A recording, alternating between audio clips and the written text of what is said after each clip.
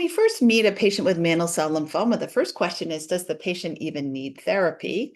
And the way that we can determine this is sort of looking at the patient. Do they have that leukemic non-nodal subtype that doesn't have that SOX11 protein? The Ki-67 fraction refers to what percentage of the cells are dividing. And if it's low, that may mean it's growing slowly. Does the patient have any symptoms? Are the blood counts low because the bone marrow is getting crowded out by the lymphoma?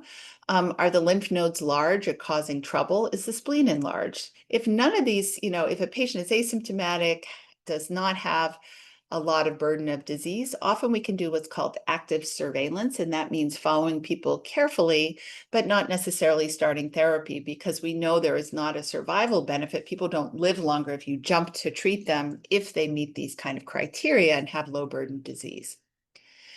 So what's really exciting about mantle cell lymphoma is our improvement in therapies over time. So back before the 2000s, we typically used chemotherapy, what was called CHOP or CVP chemotherapy. And then in the 90s and 2000s, we started following that up with high-dose chemotherapy with stem cell rescue or autologous stem cell transplant.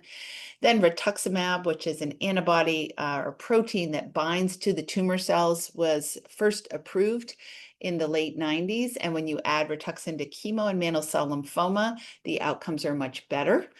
And then we started adding rituximab to more intensive chemo regimens, doing autologous stem cell transplant, and then following that up with maintenance rituximab or giving long courses of rituximab. And we did that for quite a long time, but now things are really beginning to change, and it's not clear that we actually need to do a high-dose chemo with autologous stem cell transplant. And we have these new treatments, a new treatment class called BTK inhibitors, which I'll talk about. And this is the way that we used to approach younger patients, so patients who were candidates for stem cell transplant. And that's usually patients under the age of 70 or 75 who can undergo sort of an intensive type of treatment. So this was a paper that was published a couple of years ago, and already things have changed dramatically from this paper. But as I said, we see a new patient, we decide, do they need treatment or not? If they need treatment, we were sort of thinking, okay, can a patient tolerate intensive or aggressive chemotherapy? Yes, then we would do a transplant, and then we would do maintenance rituximab. This is for patients who do not have a TP53 mutation, because we know that subset of patients doesn't do well with autologous transplant, doesn't seem to benefit those patients. But now, again, as I mentioned, it's not clear we need to do auto transplants, and we are thinking about adding BTK inhibitors up front in the initial therapy for both patients who get aggressive treatment and for those patients who are a little bit older, and we use sort of non-aggressive chemo plus these long courses of maintenance rituximab for 2 or 3 years. So I'll show you some data to some studies that have really informed how we've decided how to change the therapy of mantle cell lymphoma over the past few years. So this was an interesting study by Peter Martin at Cornell and a number of his colleagues, looking at, well, how are patients all over the US treated who have mantle cell lymphoma, younger patients who might be eligible to undergo autologous stem cell transplant. And you can see here the most common regimen used over time is this combination called bendamustine plus rituximab, and that is very common. And then cytarabine is a treatment that we often use before stem cell transplant.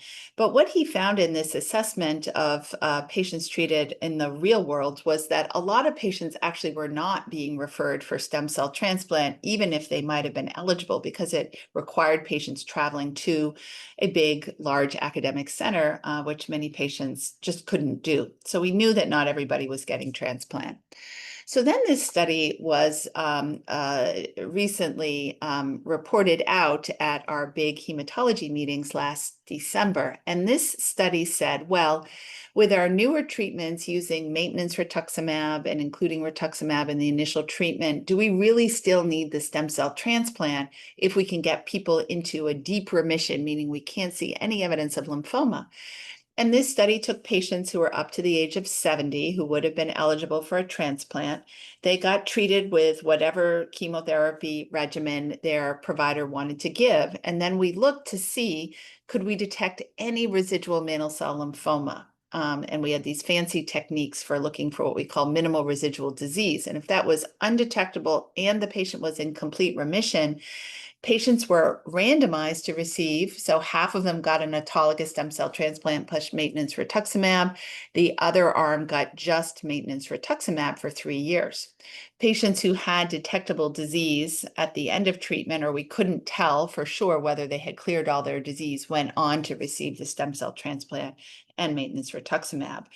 And what we learned from this study, which has really changed the way we are approaching patients now in 2025, was that first, the majority of patients did not have detectable disease after they got initial aggressive chemotherapy or even non-aggressive chemotherapy. And there was no improvement in going to stem cell transplant with maintenance rituximab over getting rituximab alone for patients in whom we could not detect any initial treatment. People who did have detectable minimal residual disease did seem to do better with transplant if they cleared that disease with the transplant. So this study actually has led us to now, for the majority of our patients, not take them to stem cell transplant as part of their initial treatment, which is really a great thing. A stem cell transplant requires someone to be in the hospital usually for about 3 weeks and can have significant toxicity.